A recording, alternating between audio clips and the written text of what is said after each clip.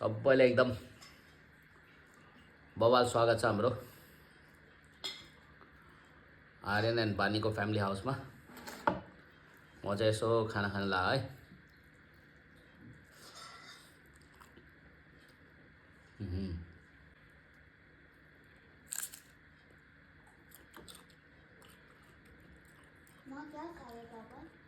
आज चाहिँ हाम्रो के भन्छ आदरणीय जे दिदी पनि आउनु भएको थियो र जे दिदी र उहाँसँग अर्को एकजना दिदी आउनु भएको थियो।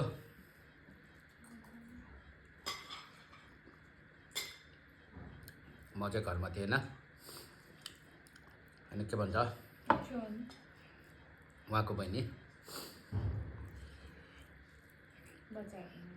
जुन उहाँले चाहिँ हामीलाई यसरी आशीर्वाद दिइराख्नु भएको छ कि मतलब हामी शब्दमा पक्कै पनि बयान गर्नमा एकदम आशा मर्दछौँ। जुन उहाँको सपोर्ट आशीर्वाद माया चाहिँ साँच्चै एकदम नै शब्दमा वर्णन गर्नको लागि चाहिँ म एकदम नै आशा मर्दछु। किनकि उहाँको त एउटा आशीर्वाद माया सपोर्ट नपाइदिएको भए चाहिँ हामी आजभन्दा धेरै समय अगाडि नै खाल्टोमा एकदम अहिले जुन हामी परिस्थितिमा छौँ त्यो परिस्थितिमा बिल्कुल पनि हामी स्ट्यान्ड आउट गर्न सक्ने अवस्था थिएन।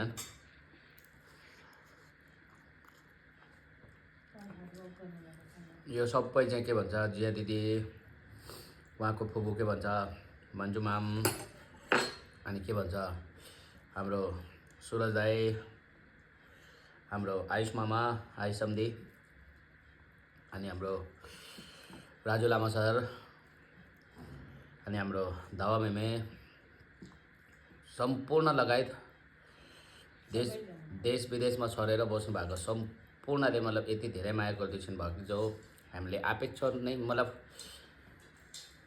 अकल्पनीय लागिरहेछ कि अझै पनि हामीलाई जो अविश्वसनीय एकदम। र त्यसको लागि चाहिँ यहाँहरू सम्पूर्णप्रति एकदम नै हृदयदेखि नमन अनि आभारी अनि न्यानो अभिवादन टक्राउँदछु।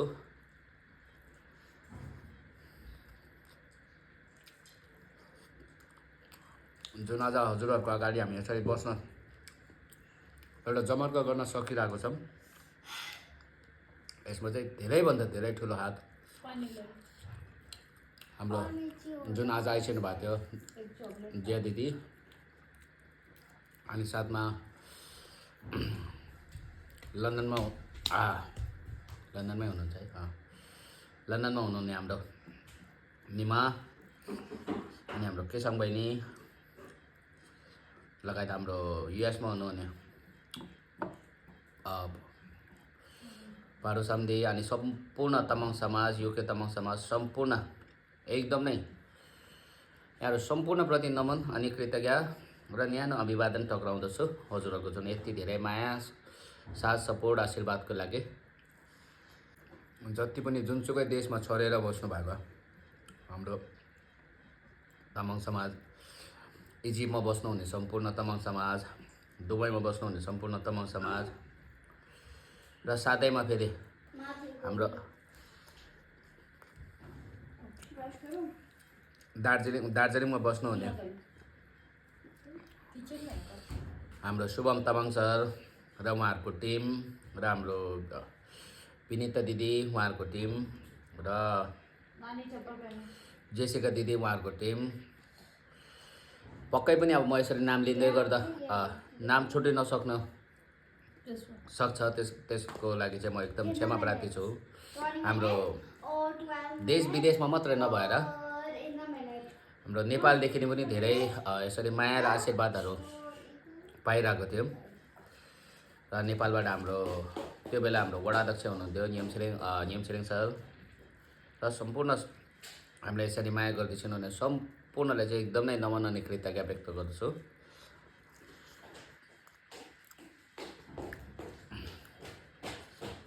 सँगसँगै खाना पनि खाँदैछु।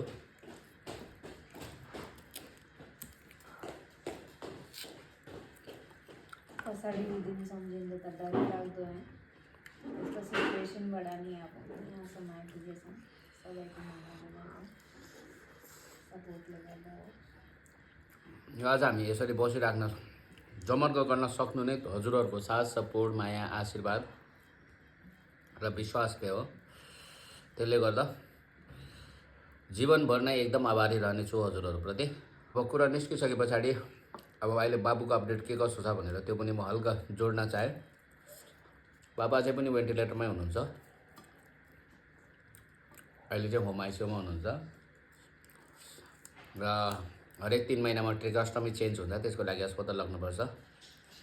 अब 3 महिना भइसकेको छ अलरेडी, फेरि अस्पताल लग्नुपर्ने समय आइसकेको छ। के भन्नु है, तर पुरानो दिनहरू सम्झिँदा त यस्तो लाग्छ कि हौ आङ्नै सेरिङ हुन्छ हौ। हाम्रो कान्ते नानीले उहाँको नाम जिया के थियो? दिदीको छोरी नाम चाहिँ म बिर्सिन्छु कि नानीले। यहाँ हाम्रो के भन्छ जिया दिदीको के भन्छ छोरीले, हाम्रो भान्जीले भाइको लागि भनेर। अब उहाँ आफै चाहिँ एकदम के भन्छ हाम्रो बानीको सँगसँगै जस्तो है, यति सानो हुन्छ फेरि पनि उहाँ यति मनको धनी, के भन्छ यति धेरै भाइलाई भनेर माया गर्दैछ र के भन्छ उहाँले पनि सहयोग गर्नुभएको छ। र साँच्चीकै म भान्जीप्रति चाहिँ एकदम नै अब भेट्न पाएको भए उहाँको चरण स्पर्श गर्ने थियो, तर के भन्छ भेट्न पनि पाएन।